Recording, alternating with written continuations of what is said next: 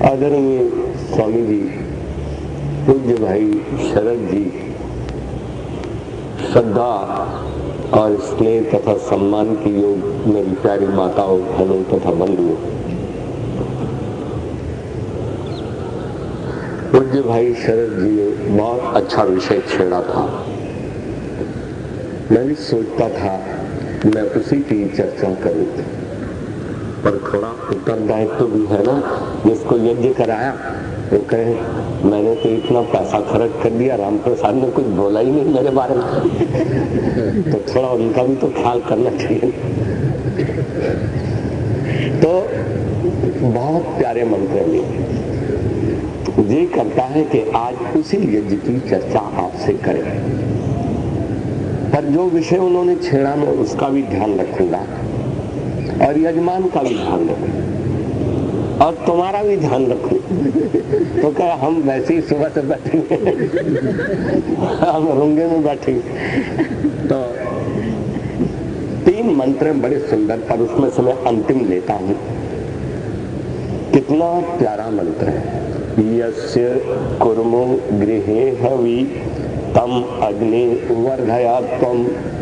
है अग्नि देवता यस्य गृहे वयम हवि कुर्म, जिसके घर में हम हवन कर रहे हैं, तम अग्नि त्वम वर्धया, है अग्नि तू उसको हर दृष्टि से बढ़ा। शारीरिक दृष्टि से उसको स्वस्थ कर, अगर अस्वस्थ है, और स्वस्थ है तो सशक्त कर दे।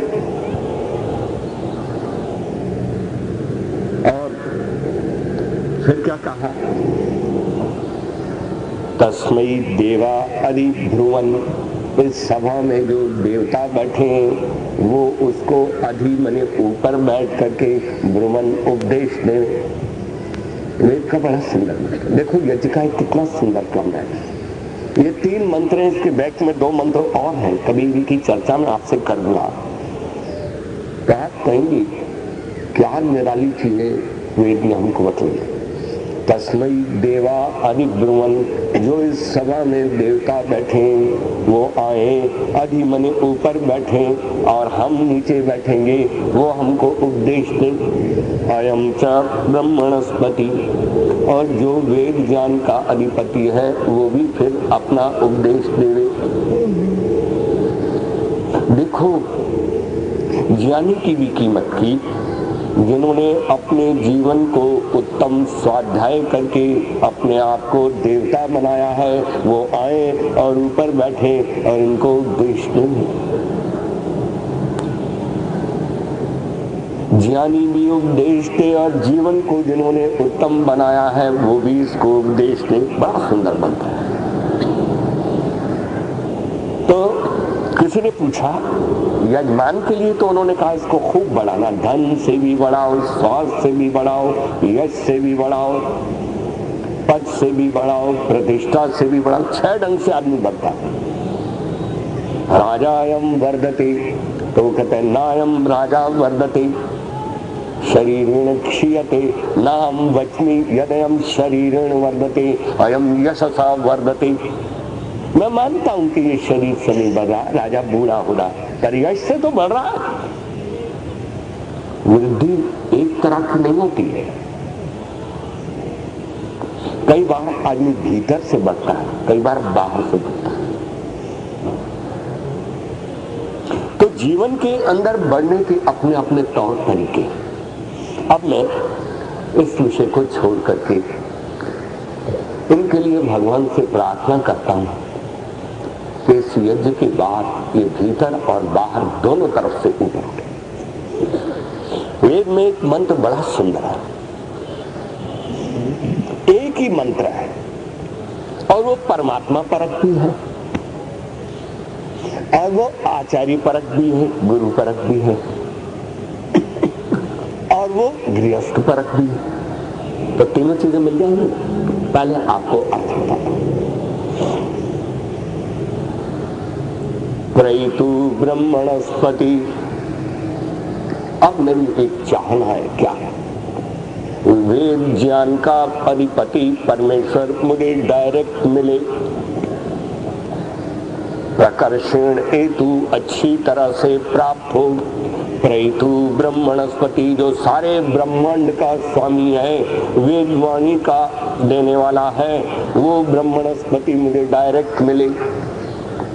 प्रेतु ब्रह्मणस्पति प्रदेवेतु शून्यता, और अगर सौभाग्य से मुझे वो मिले तो शून्यता देवी प्रेतु, तो सत्य और मिठास से भरी हुई जो वेदवाणी है वो उससे मुझे डायरेक्ट मिले।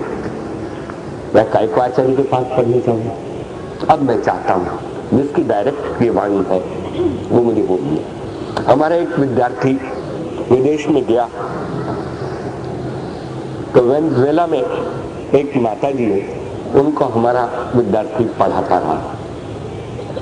पता नहीं 3-4 महीने पढ़ने के बाद उनके मन में क्या आया कि सतीश तुमको किसने पढ़ाया है? उन्होंने कहा मुझको आचार्य राम प्रसाद ने पढ़ाया, तो मैं भी हिंदुस्तान जाती हूँ, मैं भी उसी से पढ़ूंगी जिससे तुम पढ़ो। मैं वेद को डायरेक्ट उनसे पढ़ूं। वो बेचारा ले आया, उसने मुझे बता दिया, तो मैंने कहा मैंने आज तक कभी अंग्रेजी में पढ़ाया नहीं है, तो काहे को मेरे लिए एक नया बवाल ले आया, तू पढ़ा। खैर वो पढ़ाता रहा, लेकिन वो मानी नहीं, कह रहा मैंने उसी से पढ़ना है जिसने तेरे को पढ़ा। तो मैंने कहा सतीश तू कैसे पढ़ाता रहा? कह रहा मैं 1 महीना पढ़ाता था, ये मुझे इतने डॉलर देती थी। मैंने कहा डूब मर कहीं के, तू वेद पढ़ाता रहा और संस्कृत और तुमने इनसे ट्यूशन ली, तुमको नहीं लेनी चाहिए। खैर उसको मैंने पढ़ाया। पहले मैंने थोड़ी सी संस्कृत वो उनसे पढ़ी गई थी और मैंने उसको पढ़ाया, तो ऋषि दयानंद जी का पहला समझदार पढ़ा। फिर उसको मैंने उपनिषद पढ़ाया 1-2। एक दिन मैं उनको बोला एक बात बताओ,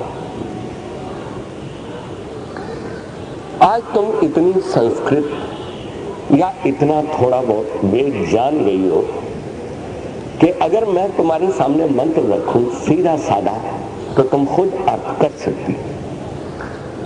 तुमने कहा कैसे? मैंने कहा मैं एक मंत्र आपको देता हूं, मंत्र मैं बोलूंगा, अर्थ तुम करोगे, थोड़ा सा गाइडेंस हल्की सी दे दूंगा। तो मैंने उनको कहा अग्नि नय सुपथा रायस्मान विश्वानि देव वैनानि विद्वान युयोध्यस्मज्जुहुराणमेनो भूयिष्ठान्ते नमोक्तिं विधेम। तो मैंने कहा सारा यूरोप मानता है कि आर्य लोग अग्नि की पूजा करते, मानता है? कह रहे हाँ। कह रहे वो लोग तो आर्यों को बेवकूफ बतलाते हैं कि ऐसे मूर्ख हैं कि इस अग्नि की प्रतिष्ठा करते हैं, पूजा करते हैं, इसमें घी डाल देते हैं, बादाम डाल देते हैं, पिस्ता डाल देते हैं, किशमिश डाल देते हैं, मनक्का डाल देते हैं, केसर डाल देते हैं, कस्तूरी डाल देते हैं, जितनी कीमती चीज है इस आग में डाल देते हैं। और कह रहे इतने बेवकूफ हैं, कीमती से कीमती पदार्थ इस आग में डाल देते हैं, फिर इसकी पूजा करते हैं। और कह रहे ऐसे जब इसकी राख तैयार हो जाती है तो अपने सारे तन पर मल लेते हैं। और जो भी उनके पास मरीज आ जाता है, जिसके दस्त लग रहे हैं उसको भी वो चुटकी दे देते हैं, और जिसको कब्ज हो रही हो उसको भी वो चुटकी दे देते हैं। कोई डायग्नोज नहीं, जिसे कब्ज है उसको भी वही राखी दे देते हैं, और जिसके दस्त लग रहे हैं उसको भी वो राख दे देते हैं, जिसका डायबिटीज हो रही हो उसको भी वो राख दे देते हैं। कह रहे बताओ न डॉक्टरी की इनको तंग न कुछ पता, क्या कैसा कैसे आदमी। मैंने कहा अच्छा आप बताओ, तुमको मालूम है आर्य किस आग की प्रतिष्ठा करते हैं? तो सुनो, आर्यों से समझदार व्यक्ति इस दुनिया के अंदर कोई और है ही नहीं। मैं एक दिन अंबाला में जब गुरुकुल कांगड़ी में 3rd ईयर में पढ़ता था तो 13-14 दिन तक मैं यही बताता रहा, और इतनी मोटी कॉपी अब भी पड़ी हुई है कि आर्य नहीं सारा संसार अग्नि की पूजा करता है। इवन पशु भी पूजा करते हैं अग्नि की। जिस लोथड़े में से अग्नि बुझ गई, मैंने चिड़िया को देखा, उसने वहां आहुति देनी बंद कर दी। क्यों? जहां अग्नि प्रज्वलित होती है, जहां अग्न्याधान होता है, वहीं तो स्वाहा स्वाहा होता है। चिड़िया ने भी रोटी देनी बंद कर दी अपने पुत्र। और जिस जगह अग्नि बुझ जाएगी, क्या आप आहुति देंगे?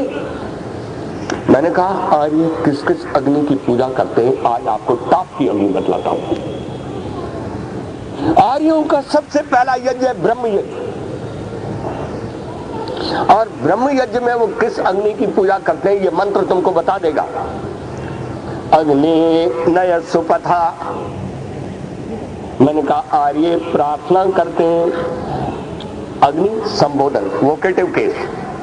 अग्नि नया सुपथा है, अग्नि तू हमको सुपथ से ले चल। अग्नि नया सुपथा, आसमान है, अग्नि आसमान, सुपथा नया, हमको सुपथ पर ले चल। मैंने एकदम बोला दिस अग्नि नो त्याग जानता है कि सुपथ क्या होता है। उसने पहली बार कुर्सी पर 3 बार ऐसे कूद कूद करके बैठी। आचार्य नो नो नो। मैंने कहा सुनो, अग्नि नय सुपथा। मैंने कहा ये आग जानता है कि सुपथ क्या होता है और कुपथ क्या होता है? कह रहे नो। अग्नि नय सुपथा राय आसमान, हमको राया इति धन नाम सुपठितम, मुझे धन चाहिए, ऐश्वर्य चाहिए, वैभव चाहिए। और वो 2 ढंग से मिल सकता है, एक सुपथ से और एक कुपथ से। आर्य को वो धन चाहिए जो सुपथ से मिलता है। और मैंने कहा ये आप जानता है कि सुपथ क्या होता है और कुपथ क्या होता है? आचार्य जी नो नो नो। याद रखना, दुनिया का वैभव जेब काट के भी मिल सकता है, गले से हार खींच के भी मिल सकता है, चोरी करके भी मिल सकता है, किसी को मार के भी मिल सकता है। लेकिन आर्यों को वो धन चाहिए जो सुपथ से मिलता है। और याद रखना, मैंने कहा इस मंत्र के प्रसंग को तुम यजुर्वेद के 40वें अध्याय में देखोगी तो आपको पता लग जाएगा कि इस अध्याय में अध्यात्म का प्रसंग है।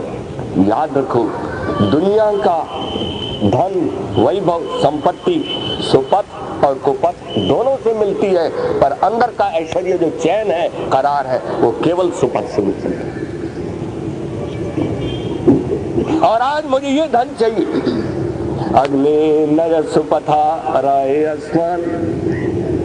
फिर मैंने कहा विश्वानी देव वयुनानि विद्वान है। अग्नि देव विश्वानी वयुनानि विद्वान।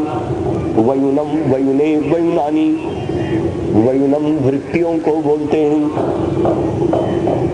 है अग्नि देव मेरे भीतर काम की वृत्ति है, क्रोध की वृत्ति है, लोभ की वृत्ति है, मोह की वृत्ति है, अहंकार की वृत्ति है, ईर्ष्या और द्वेष की वृत्ति है। इसको सारी दुनिया वाले जाने या न जाने, पर तू जानता है, विद्वान। तो मैंने झट प्रश्न, दिस अग्नि नो, या जानता है व्हाट इज बिहाइंड अस, हमारे पीछे क्या है। दोबारा उसने 2-3 कुर्सी पर ऐसे फुटक गया। आचार्य नो नो नो।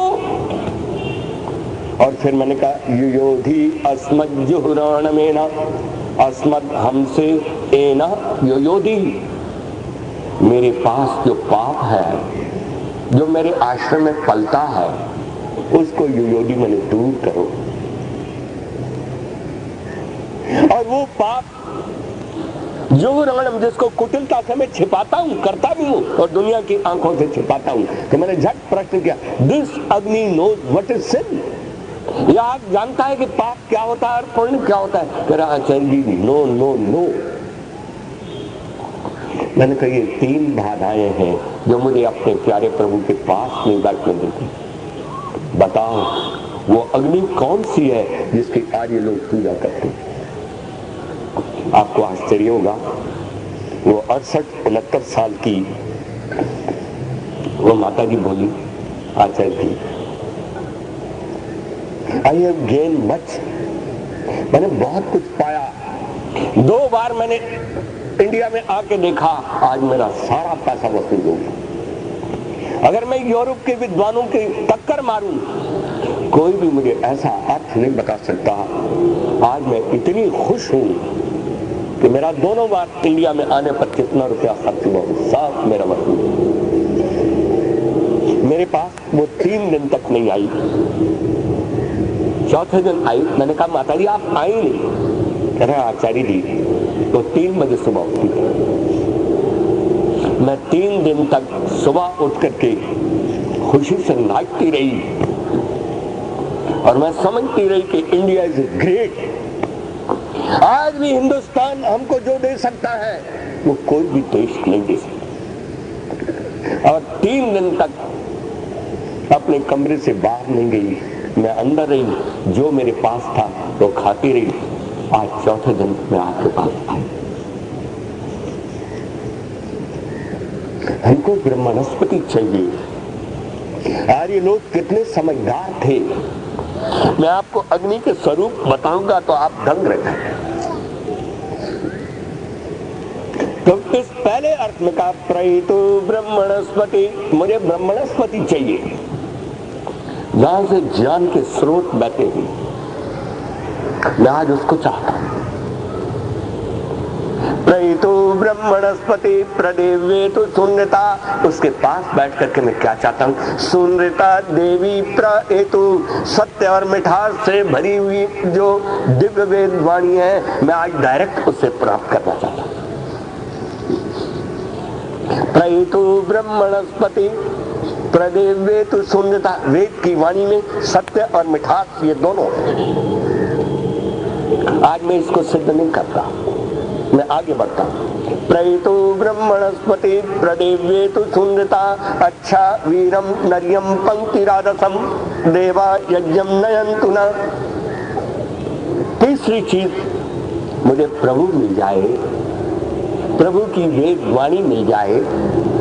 और तीसरा प्रसाद है प्रभु का, देवा यज्ञम नयन्तु न, देव हमारे घर पर आए और हमको यज्ञ के मार्ग पर लगा जाए।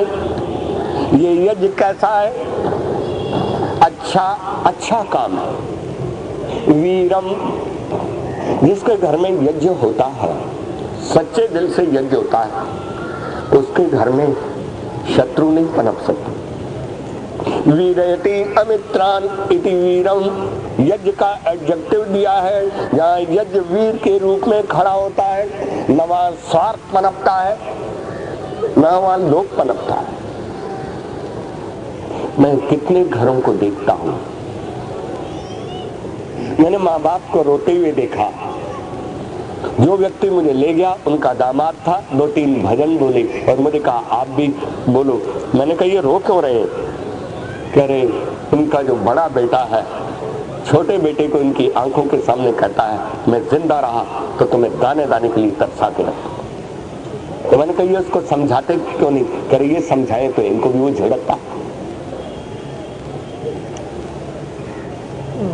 जिस घर में यज्ञ होगा वो अपना हक बाद में रखेगा, दूसरे का हक पहले रखेगा। आपको मालूम है स्वाहा शब्द के क्या अर्थ है? संप्राहितिवा, यज्ञ करने वाला व्यक्ति कभी भी पराई वस्तु को अपना कह ही नहीं सकता। छोटे से छोटा यज्ञ करने वाला 35 बार स्वाहा शब्द बोलता है। आज मैं केवल स्वाहा शब्द की चर्चा नहीं करता, एक अर्थ बताता हूं। संप्राहितिवा, जो मेरा है उसको मैं अपना कहूंगा, पराई चीज को मैं कभी अपना कहूंगा ही नहीं। जिस दिन प्रभु की वेद वाणी मेरे हाथ में हो, प्रभु मेरे पास बसता तो हर एक के पास है, लेकिन हमारा मुख दुनिया की ओर है, उसकी ओर नहीं। और यज्ञ तुम्हारे हाथ में और तुम्हारे जीवन को कोई भी गिरा नहीं सकता। महाभारत काल के अंदर एक व्यक्ति ने अपना खेत बेचा। जब खेत बेच दिया तो दूसरों ने खरीद लिया, और जिसने खरीदा उसने हल चलाया तो उसका हल कहीं फंस गया, वो निकलता ही नहीं था। उसने उसको खोदा तो एक हंडिया में हल का जो फाल है वो घुसा हुआ है। जो ही हंडिया को निकाला तो हंडिया जेवर से भरी। सारा काम छोड़ करके वो हंडिया को ले गया जिससे खेत खरीदा था। भाई साहब, ये अपनी हंडिया ले लो। वो कहता है जब मैंने खेत बेच दिया, उसमें पेड़ है, पौधा है, मट्टी है, पत्थर है, जो कुछ भी है वो सब तुम्हारा। भाई साहब क्या कर रहे हो? मैंने इन खेतों का जितना रुपया दिया है उससे ज्यादा का ये सोना है, अपना रखो। कह रहा नहीं, मैंने जो बेच दिया उसमें जो कुछ भी है वो तुम्हारा। उसने कहा मैंने खेत लिया है, मैंने ये हंडिया नहीं ली है, मैं नहीं ले सकता। कितनी प्यारी लड़ाई है। वो करे ये तेरा है, वो कहता है ये तेरा। ऐसी लड़ाई करनाल में है कोई? और फिर जब फैसला नहीं हुआ, दोनों लेने को तैयार नहीं, तो युधिष्ठिर के पास गए। तो युधिष्ठिर सोचता है बड़ा अजीब मुकदमा आया, कैसा फैसला करूं? तो उसने कहा भाई ये नहीं लेता तो तू ले कर। मैं कैसे ले लूं? आप भी बड़ी अजीब बात करते हैं, आप कैसे राजा हैं, आपको न्याय करना भी नहीं आता। तो उसने कहा नहीं लेता था, तू रख ले, अब मैं क्या करूं बता। तो उसने कहा मैं भी नहीं रख सकता। उसने कहा मैं भी नहीं ले सकता। अगर होता नरसिंह राव तो करे इधर दे दो, हमको बहुत काम आता रहता है। पर वो भी तो युधिष्ठिर था। तो युधिष्ठिर बोला भाई मेरे से फैसला नहीं हो रहा, मुझे टाइम दो। उन्होंने कहा तुम कल सवेरे आना। अब युधिष्ठिर बेचारा बैठा है सुबह कि भगवान कोई बुद्धि दे दे, इन दोनों का कैसा फैसला करूं। तो जब वो आ गए, भगवान ने उसको बुद्धि दी। उसने कहा जिसके हाथ में सोना था, तेरा परिवार भी है। कि परिवार तो है तभी तो खेत वेत लिए, जोतूंगा बोऊंगा, अनाज आएगा तो खाएंगे। तो तेरे परिवार में कौन कौन है? तो एक मेरी पत्नी है, और एक मेरा बेटा है, एक मेरी बेटी है। पर हम तो न्याय करने के लिए आया, हमारा परिवार के मामले में तुम काय को पूछते हो? इसका क्या मतलब? कह रहे इसका भी कुछ मतलब है। तो कह रहे तुम्हारी बेटी बड़ी है कि बेटा बड़ा? कि बेटी बड़ी है। कितने साल की है? कि होगी 17, 18, 19 की, जो भी कुछ। तो युधिष्ठिर ने कहा काम चल जाएगा। तो उसने कहा भाई तू भी बता, तेरा भी कुछ है? कि मेरा एक बेटा है, वो 25-26 साल का है। तो फिर उसने कहा और कि बेटी तो है तो वो छोटी है। तो उसने कहा ऐसा है कि तुम ऐसा करो, अपनी बेटी का ब्याह इसके बेटे के साथ करो, और दहेज में तुम अपना सोना इसको दे दो। यह है यज्ञ। उसकी भी समझ में, वो कह रहा मैं नहीं लेता, ये वही धन है। अरे तेरे को कौन देता है? मैं तो अपनी बेटी को दे रहा। दे दे भाई, अब मैं क्या कर सकता हूँ? इसको हाथ मत लगाइए, मेरी बेटी के पास है, ये अपने इस्तेमाल करो। याद रखो, जिस दिन स्वाहा शब्द के 5 अर्थ होते हैं, और पहले अर्थ में 3 in 1 होता है, एक अर्थ में 3 अर्थ। और उन अर्थों पर कभी आप विचार करोगे तो आपको मजा आ जाएगा। मैंने एक आदमी को कह रहा 15 साल तक मेरा बाप यज्ञ कर रहा है, जब देखूं अग्नि स्वाहा सोमाय स्वाहा। और ऐसा बाप हमारी किस्मत में आया है कि जब पहले अपने आप सर्विस करता था तो अपना माल फूंकता रहा, और जो रिटायर हो गया तो मैं सर्विस में लगा, मेरा माल फूंकने में लगा। अब मैं रिटायर हो गया, अब पोता लगा है। एक तो यज्ञ करने वालों की आयु भी भाई साहब बहुत बड़ी होती है, और लगता ही है ये पोते का माल भी फूंकेगा। कोई मेरी ऐसा तरकीब बताओ जो पिताजी को समझाओ, मेरी इससे जान छूटे। मैं तो बहुत रुपया खर्च हो गया, इसका कोई लाभ आप तो जब देखो, जब बैठे होते हैं तो स्वाहा। कोई एक देवता से इनको तसल्ली नहीं जो अग्नि देवता को दे लें।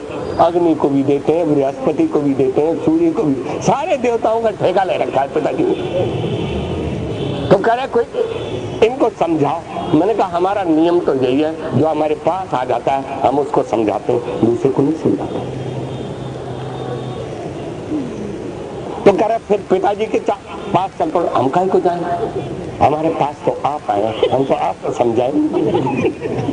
अच्छा कह रहे मुझे ही समझाओ, कोई ऐसी तरकीब बताओ ये धंधा खत्म हो जाए। तो मैंने कहा कि कल सुबह जब आप आना तो थोड़ी सी सामग्री ले आना और थोड़ा घी ले आना, थोड़ी समझा। कह रहे मुझे लगता है कि हम तो अपनी नमाज बख्शवाने आए थे, तो मेरे गले में भी रोज़े बांध देगा।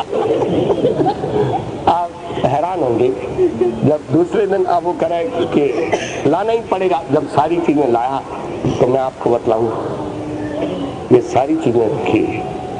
मैंने कहा बोलो ओम अमृतोपस्थनमसि स्वाहा। तो मेरे साथ आचमन किया। मैंने कहा क्या फूंका? कुछ भी नहीं फूंका। कह रहा तुम्हारा जो स्वाहा है ना, अगर ये पिताजी की समझ में आ जाए तो भी खैरियत है।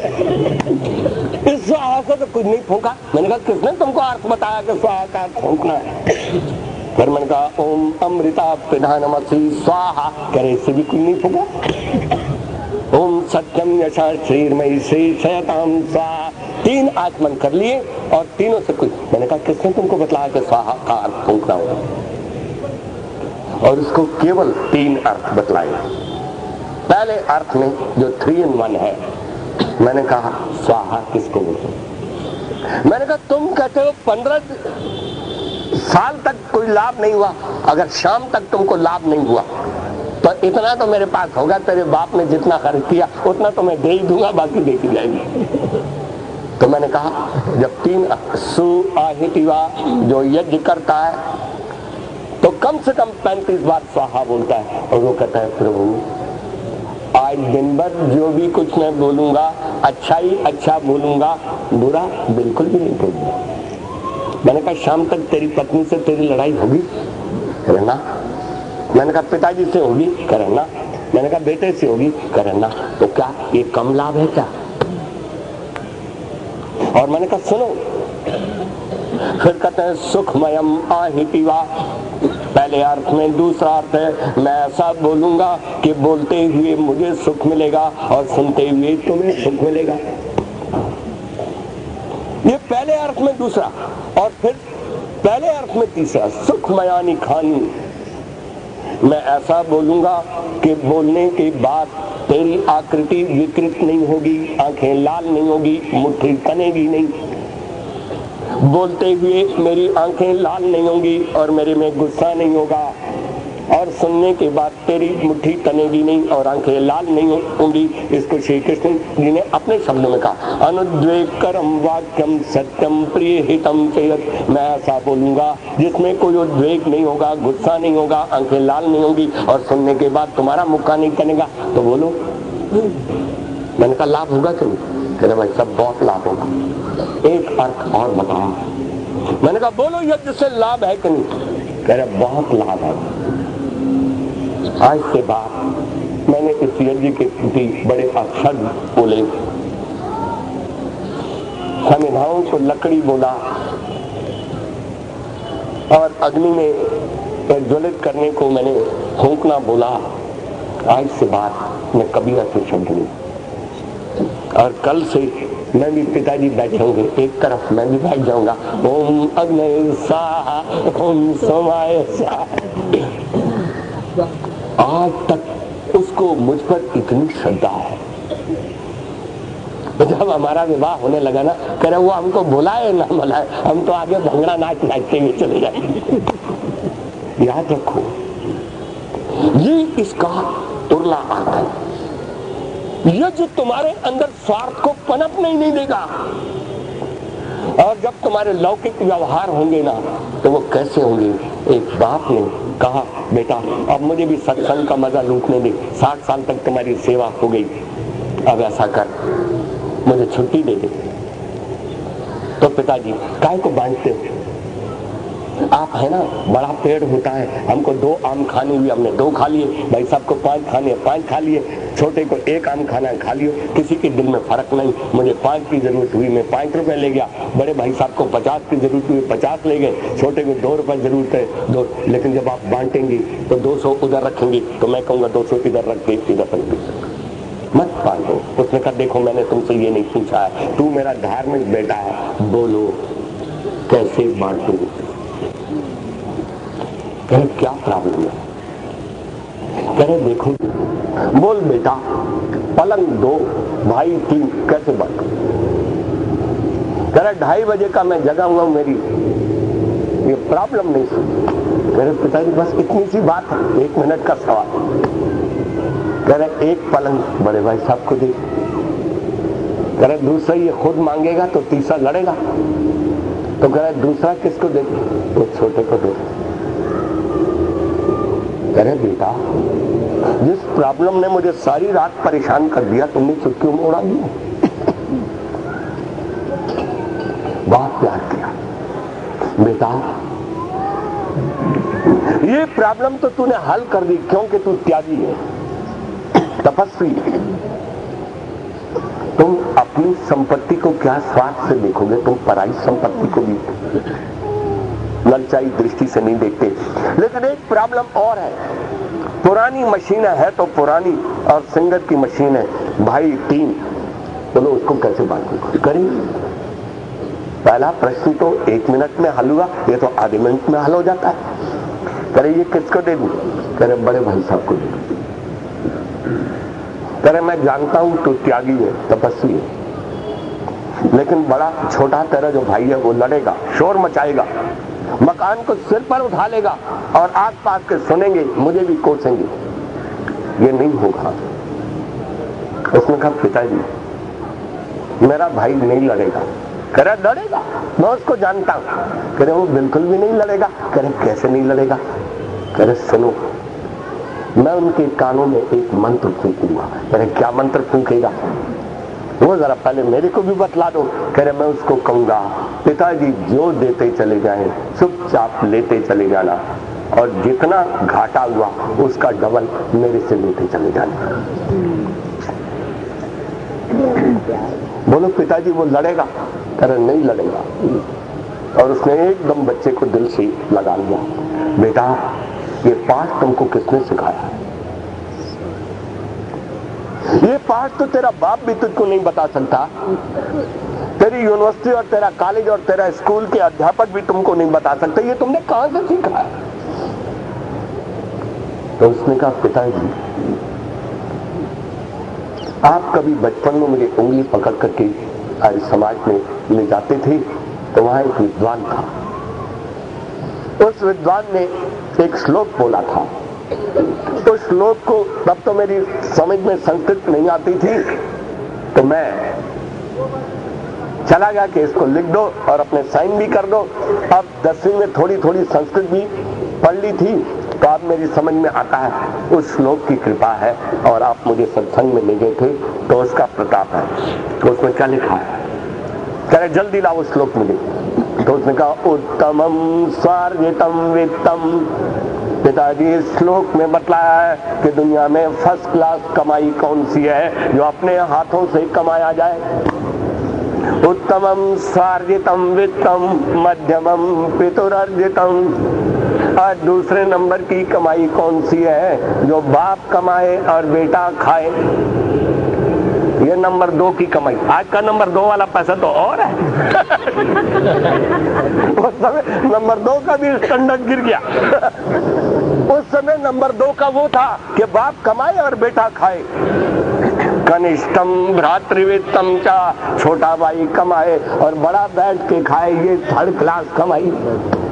स्त्री वित्तम अधमाधमम, और स्त्री कमाए और पुरुष कमाए, इससे घटिया तो कोई कमाई है ही नहीं। सुनो, करे पिताजी जब तुमने मुझे इतना योग्य बना दिया और मैं अपने हाथों से कमा सकता हूं, तो मैं तुम्हारी संपत्ति को ललचाई दृष्टि से क्यों देखूं? तुमने मुझे पढ़ा दिया, लिखा दिया। एकदम उसने दिल से लगा दिया। उसने कहा बेटा तू बहुत बड़ा इंसान है। जिस घर में ऐसा बच्चा पैदा हो जाए उस घर में लड़ाई का नाम निशान नहीं है। उसकी प्रॉब्लम चुटकियों में हल होंगी। इसलिए बेटा बेटा, जो बच्चा अपने बाप की कमाई को ललचाई दृष्टि से नहीं देखता, वो और की कमाई को कैसे ललचाई दृष्टि से? और ऐसा इंसान बाप का नहीं प्रभु का प्यारा होता है, उसको आशीर्वाद देने की योग्यता तो मेरे में भी नहीं है। ऐसे बच्चे के साथ तो प्रभु का आशीर्वाद। बोलो, जिस घर के अंदर प्रभु की वाणी हो, प्रभु का संपर्क हो, प्रभु का यज्ञ हो, उस घर में कभी झगड़ा होगा? ये प्रभु पर केवल संकेत दिया। अब दूसरा बतलाता हूं, कुछ अर्थ में ही गुजारा कर लेना, कुछ सारा मैं बताऊंगा। जो गाय जो है ना, घास निगल जाती है, उसका दूध नहीं बनता, इसलिए कुछ जुगाली आप करना, आपको अर्थ पता लगेंगे और तब आपके अंदर दूध बनेगा और वो आपको ताकत देगा। बहुत सुंदर अर्थ है, इसको मैं यही छोड़ता। दूसरे अर्थ में कहा, प्रयतु ब्रह्मणस्पति, मुझे ज्ञानी गुरु मिले। ऋषि दयानंद जी तलाश में निकले, एक ही चीज, प्रयतु ब्रह्मणस्पति, मुझे ज्ञानी गुरु मिले। प्रदेव्येतु सुंदता, उससे सत्य और मिठास भरी वेदवाणी का उपदेश मुझे मिले। और फिर मेरे हाथों में मुझे यज्ञ मिले। इसकी व्याख्या मैं नहीं करता। ऋषि दयानंद जी को अगर एक वाक्य गुरु वेदानंद जी ने न कहा होता तो ये सब कुछ न होता। उन्होंने गुरु दक्षिणा में लौंग ला दी। उन्होंने कहा, गुरु जी मुझे छुट्टी दो, आज मैं छुट्टी चाहता हूं। और ये गुरु दक्षिणा के रूप में जो चीज आपको सबसे प्यारी लगती है वो लाया। तो उनको दिखाई तो नहीं देता, ऐसे हाथ मारे तो उन्होंने देखा ये लौंग है। अरे दयानंद, तुमको आज तक यही पता लगा कि मेरी सबसे प्यारी वस्तु यही है? ये तो मुझे वायु विकार है, इसलिए मैं शारीरिक दृष्टि से ले लेता हूं, लेकिन मुझे एक ही चीज प्यारी है कि जहां अंधेरा हो वहां दीपक जला दो, प्रकाश कर दो। यही मेरी सबसे प्यारी चीज है। तेरी इस कुटिया में अंधेरा था, मैंने दीपक जला दिया। इस दीपक से तुम हजारों दीपकों को जला करके ज्ञान का प्रकाश कर दो। यही मेरी सबसे प्यारी वस्तु। और ऋषि दयानंद जी ने कहा, तथास्तु। उस अंतिम उपदेश का परिणाम है जिसका परिणाम आप और मैं। इस मंत्र की मैं और व्याख्या आचार्य पर नहीं करता।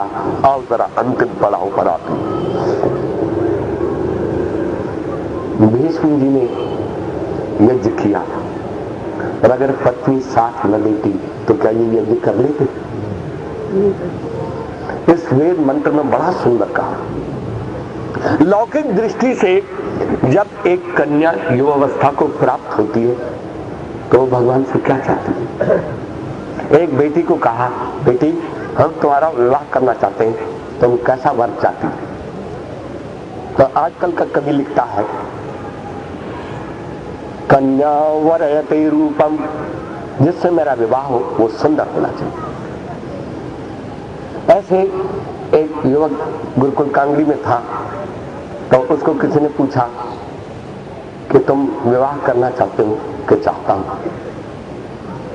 तो किससे करना चाहते हो? कह रहे उससे करना चाहता हूं जो सुंदर है। तो न केवलम कन्या वरयते रूपम अपितु वरो वरयते रूपम। जब लड़का भी विवाह करना चाहता है तो वो भी सोचता है लड़की सुंदर हो, और लड़की भी चाहती है कि लड़का सुंदर हो। ये पहली डिमांड है आज कवि ने चित्र की। मैंने धीरे से कहा क्योंकि उनके परिवार के प्रति मुझे प्यार था। अगर आपको कन्या पत्नी के रूप में सुंदर न हो, सांवली हो, पर गुण कर्म स्वभाव अच्छे हो, कुल अच्छा हो, तो कैसी रहेगी? कह रहे पत्नी तो मुझे चाहे भंगी के हाथ की मिल जाए, पर होनी सुंदर ही चाहिए। ये उनके शब्द बता रहा हूं, लेकिन किस्मत की बात है, उसको मिली उल्टी। लेकिन सबसे पहली डिमांड क्या है? कन्या वरयते रूपम, वरो वरयते रूपम। माता कहती है बेटी या बेटा तेरी बात ठीक है कि लड़का सुंदर होना चाहिए, लड़की भी सुंदर होनी चाहिए, लेकिन खाली सुंदरता को हम चाटेंगे क्या? हम 4 आदमी वहां गए, हमको पानी भी नहीं पिला सकते, चाय पानी से स्वागत भी नहीं कर सकते, तो ऐसी सुंदरता को हम क्या करेंगे? तो माँ क्या चाहती है? कन्या वरते रूपम माता वित्तम। वित्त मंत्री जानते हो ना, फाइनेंस मिनिस्टर। माँ सोचती है कुछ माल भी आना चाहिए। और देखो ये माताओं को ये कभी उस लड़की की सूरत नहीं देखती, ये कहते हैं इसके गले में क्या है, इसके कानों में क्या है, इसके हाथ में क्या है, यही देखते हैं, कुछ और ही देखते हैं। इसके ट्रंक में क्या है। कन्या वरते रूपम माता वित्तम। माँ वित्त चाहती है और बाप कन्या वरते रूपम माता वित्तम पिता श्रुतम। तेरा भगवान बच्ची की इच्छा भी ठीक है कि लड़का सुंदर होना चाहिए, या लड़के की इच्छा भी ठीक है कि पत्नी सुंदर होनी चाहिए, और तेरी भी बात सही है कि 4 पैसे भी होने चाहिए कि कम से कम कुछ स्वागत हो, लेकिन अर्थ और काम के पीछे असली बात भूल मत जाना। पिता श्रुतम, बाप कहता है मुझे ऐसा दामाद मिले जो विद्वान हो, समझदार हो, जो बोले तो उसके मुंह से फूल झरे गिरे, ऐसा मुझे दामाद चाहिए, वो नॉलेज को देखता है। कन्या वरयते रूपम माता वित्तम पिता श्रुतम बांधवा कुलम इच्छन्ति। बंधु भी तो कुछ चाहते हैं, भाई साहब जमाना ऐसा आ गया, कौन किसको पूछता है, पर हम भी आखिर भाई है ना, या मामा है या चाचा है, हमसे ही सब्र नहीं किया जाता, इसलिए तू पूछ या ना पूछ, पर हम बताए बिना रह नहीं सकते। जहाँ बच्चे का विवाह करना जरा ध्यान रखना कि वो खानदान अच्छा हो। बांधवा कुलम इच्छन्ति, इनकी व्याख्या में नहीं करता, केवल शब्दार्थ देखना। और बाकी आदमी क्या चाहते हैं? मिष्ठानम इतरे जना, बाकी आदमी मिठाई चाहते हैं। एक बारात में मैंने कहा भाई साहब हमने सुना है इस वर और वधू के गुण कर्म स्वभाव बहुत मिलते हैं और बहुत अच्छी जोड़ी। कह रहे मिलते होंगे गुण कर्म स्वभाव, हमको तो कुछ भी ना मिला। कह रहा हमारे जाने तुम बकरी का विवाह ऊंट से कर दो, हमें कोई फर्क नहीं मिलता, पर हमारा पेट पूजा बढ़िया होनी चाहिए, तो हम कहेंगे बारात बहुत बढ़िया, नहीं तो 2 कौड़ी की नहीं है। ये कवि ने चित्र हमारा खींचा। और अब आपको बतलाता हूं कि जिस समय वेद के अनुकूल एक नारी युवावस्था को प्राप्त करती है, उसने सबसे पहली चीज, एक चीज में सब कुछ मांगा, प्रयतु ब्रह्मणस्पति, प्रभु मुझे जीवन साथी के रूप में वो साथी मिले जो ब्रह्मणस्पति हो। पर्जन्यो वही ब्रह्मणस्पति, मेघ को ब्रह्मणस्पति बोलते हैं। जैसे ये मेघ धरती पर बरस करके सारी धरती को हरा भरा कर देता है, और फलों से और फूलों से और मटरों से और सब पौधों को और पेड़ों को लाद देते हैं, मुझे वो जीवन साथी मिले जैसे बादल सूर्य के द्वारा एक एक बूंद उठा करके और सबके ऊपर बरसा देता है, ऐसे मेरा पति अपनी दुकान पर अपने ऑफिस में बैठ करके अपनी मेहनत से एक एक बूंद उठाए, आटे में नमक के बराबर मुनाफा कमाए और इकट्ठा करके अपने परिवार पर सुख सौभाग्यों की वर्षा कर दे, मुझे वो जीवन साथी चाहिए। सब बरसा दे। इस शब्द में क्या है ये आप स्वयं सोचना जाकर। मुझे वो जीवन साथी चाहिए जो कमाए सबकी बारिश करे। बोलो ऐसा जीवन साथी में कोई बाकी रह गया?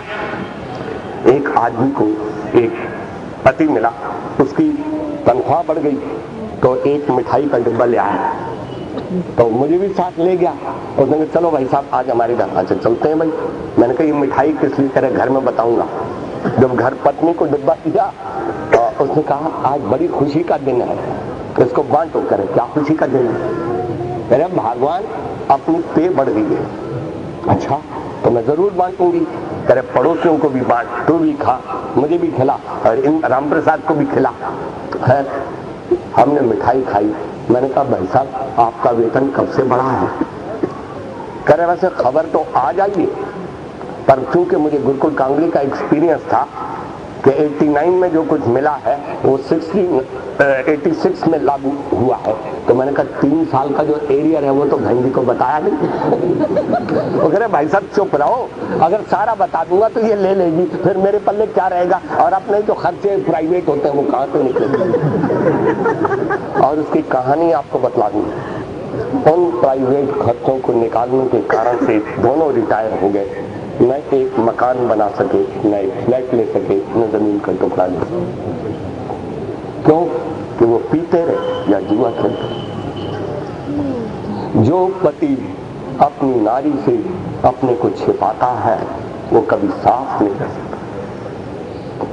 जब हमने विवाह किया तो एक बहन जी हमारे पास आई, भाई साहब सारी बातें पत्नी को नहीं बतलाया करते। मैंने कहा हमने वेद में पढ़ा पत्नी से कुछ भी नहीं छिपाया करते। तो वो बेचारी चुपचाप चली गई। 7-8 महीने के बाद मुझे पता चला, तो ये मुझे कहती है कि वो बहन भी आई थी, उसने बतलाया था सारी बातें पति को नहीं बतलाया करते। तो मैंने कहा तूने क्या जवाब दिया? कह रहे मैंने तो कुछ भी ना जवाब दिया। मैंने कहा तू भी वेद पढ़ी होती तो तू ऐसा जवाब देती, चुपचाप चली जा। याद रखो, ये पहला मेरे जीवन का एक्सपीरियंस था। मैंने इनको बिठाया, बैठो, इस दुनिया में हमारे में कितना भी उतार चढ़ाव आए, हम किसी को जज नहीं बनने देंगे। हम अपना फैसला खुद करेंगे।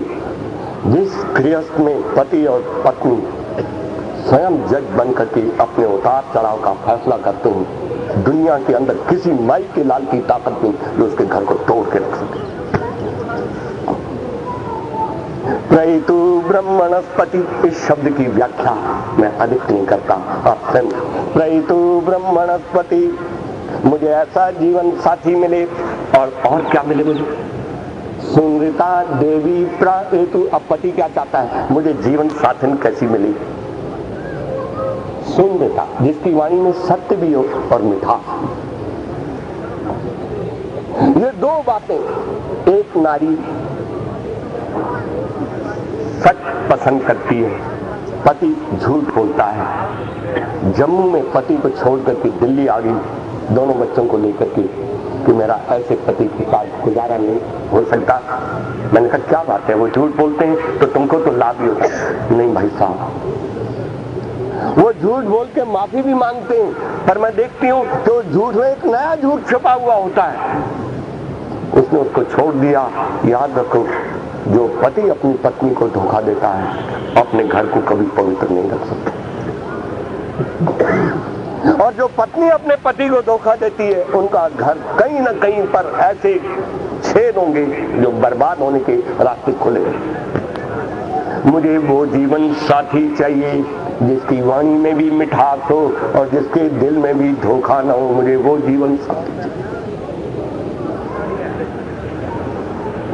और मुझे देवी चाहिए। देवी वो होती है जिसमें 12 गुण। आजकल तो हम वैसे ही बोल देते हैं देवियों, पता नहीं कोई देवी होती है कि नहीं। देवी उसको बोलते हैं। मुझे वो जीवन साथी के रूप में चाहिए, दिव्य क्रीड़ा, जो घर के काम को खेल समझ के करती है। जो नारी घर के काम को खेल समझ के करती है वो देवी का पहला। अगर स्वास्थ्य ठीक नहीं है या अलग बात है। और खेल में कितना आनंद आता है। बच्चा बाहर खड़ा है, बेटा रोटी तैयार है। उसने कहा माँ रोटी तैयार है पर मैं तैयार नहीं। देखो ना कितना आनंद आ रहा है खेल में। बेटा गरम गरम रोटी ये खा लेना। माँ एक पारी और खेलने दी। बच्चे ने एक पारी खेल ली और वो जीत गया। बेटा अब तो आजा। अरे माँ क्या जाने तू के खेल में कितना आनंद है, एक पारी और खेल देंगे। खेल में बच्चे को जब मस्ती आ जाती है वो अपना खाना भूल जाता है। जो नारी परिवार के काम में इतनी मस्त हो जाती है कि अपना खाना भूल जाती है, उसको अपना खाना दूसरे खाने के लिए याद दिलाते हैं, उसको देवी को। वो तो बच्चों को खिला करके तृप्त होता है। उसको अपना ध्यान कहाँ है। पति ने कहा खीर और अच्छी बनी है। कह रहे फिर आप थोड़ी सी और ले लो ना। तो वो खा गया थोड़ी सी और। फिर क्या बताऊं, आज जैसी खीर तो कभी ऐसा लगता है जैसे बनी नहीं। फिर ले लो ना थोड़ी और। वो श्रीमान जी लेते रहे और वो देती रही। कह रहा अपना ध्यान रखना। नहीं नहीं मेरे लिए बहुत है। और बहुत बहुत कहती ही वो सारी खा गया और उसने कहा अब आप रोटी खाओ और मैं देखूंगा। नहीं नहीं आप जाओ, मैं खाऊंगी, आपको बहुत खा। नहीं आज मैं देखूंगा। वो बैठा भोजन खाया, उसने कहा खीर भी तो डालो आपने लिए। जब खीर थी देखी तो खीर नहीं थी। उसने कहा हंडिया मुझे दिखाओ। कह रहे बहुत है उसमें। कह रहे मुझे दिखाओ। उसने हंडिया उठाई, आज से बाहर पहले तेरा हिस्सा रखूंगा, बाद खुद खाऊंगा। ये नारी घर के लिए बहुत बड़ा वरदान है, जिसको दूसरों के खिलाने में इतनी मस्ती आती है कि अपने को भूल जाती है और उसका ध्यान फिर पति रखता है। आगे से मैं ध्यान रखूंगा। विजिगीषा, जीतने की इच्छा। हर नारी में जीतने की इच्छा होती है, पर जीतने के दो प्रकार हैं। एक नारी घर में आई और जो ही घर में आई 5 साल तक वो घर में रही। उस माँ ने पहले बेटे का विवाह किया, दूसरे बेटे का विवाह किया। अब जब विवाह किया तो एकदम वो उसकी पत्नी आई तो उसने कहा बहू, मुझे पहली बहू ने 5 साल तक बहुत दुखी की, न ढंग से खाने को दिया, दूसरों के सामने मेरी बेइज्जती की। तो इसने सोचा मैदान तो तैयार है, एक धक्का उनको और दो तो फिर घर अपना। मां घर तो तेरे नाम है, मैं देखती हूं अब कौन तुम्हारी बेइज्जती करता है। 2 मिनट में उसको साफ किया न किया तो फिर मेरा नाम भी ये नहीं। आपको पता है, अत्यंत संक्षिप्त में कहूं, दीवारों के भी कान होते हैं।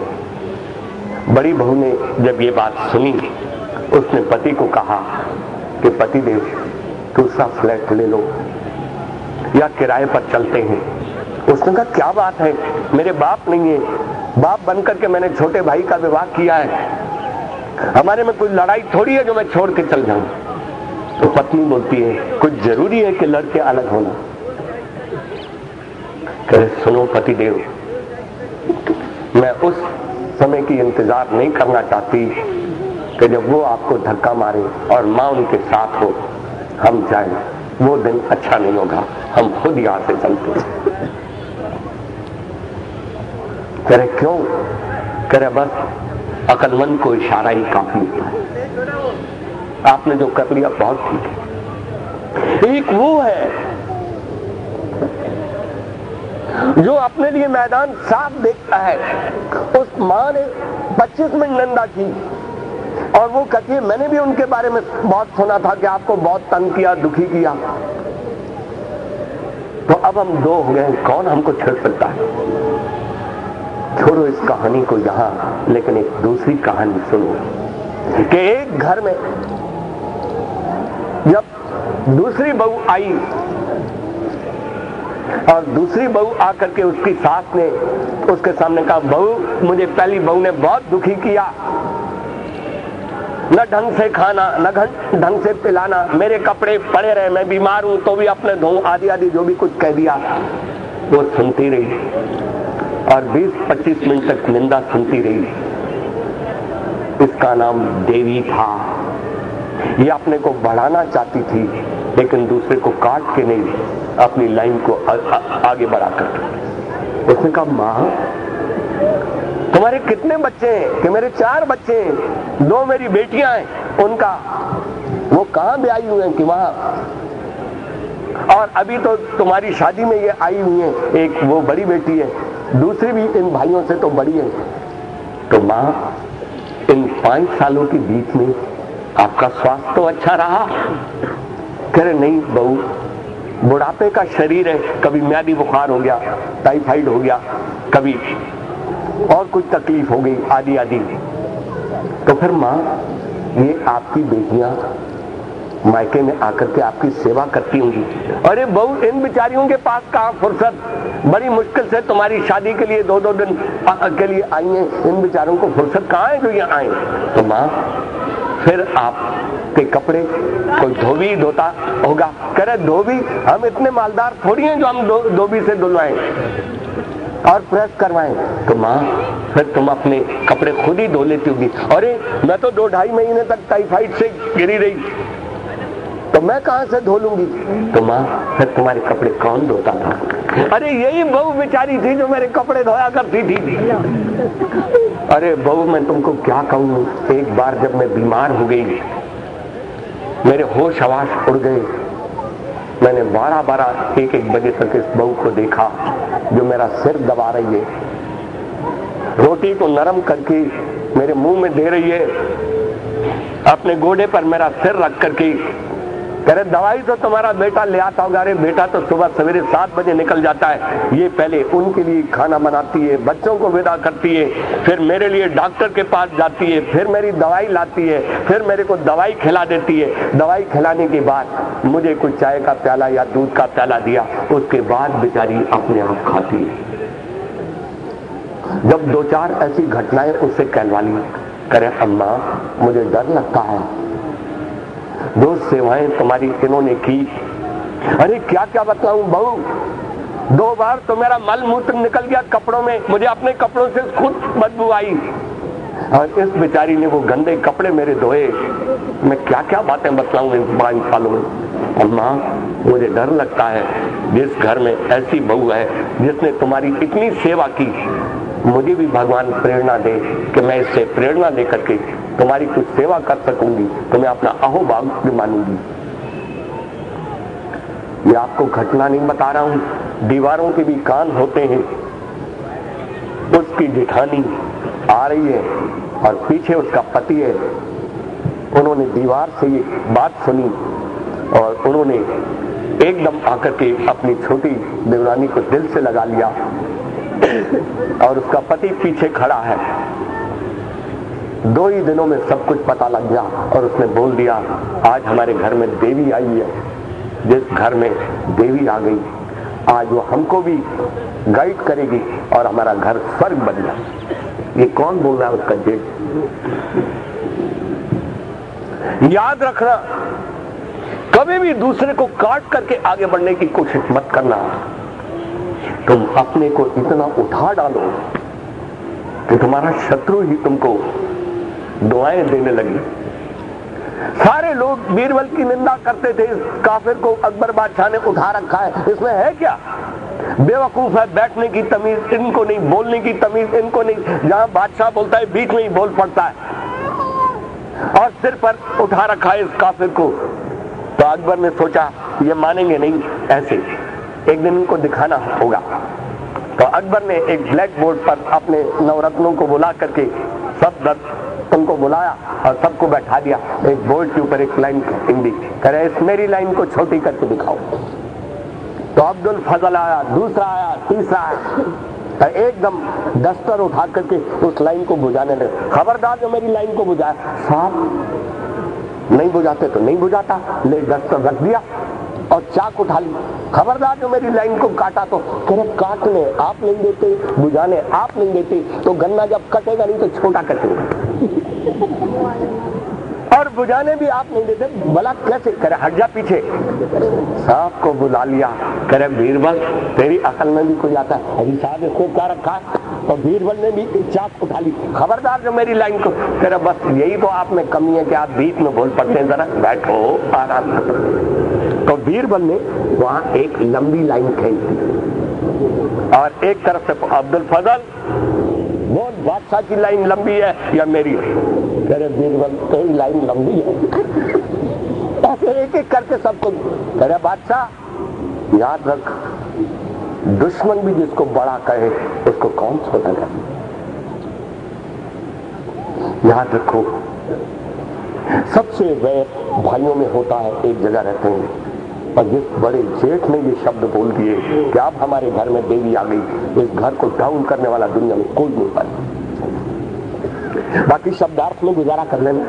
प्रयतु ब्रह्मणस्पति प्रदेवेतु शून्यता, अच्छा वीरम नर्यम, फिर मुझे पुत्र कैसा मिले, केवल शब्द अच्छा वीरम नर्यम पंक्ति राधसम, मुझे अच्छा पुत्र मिले, मुझे वीर मिले। नर्यम नरेभ्य हितम इति नर्यम, जो मानव मात्र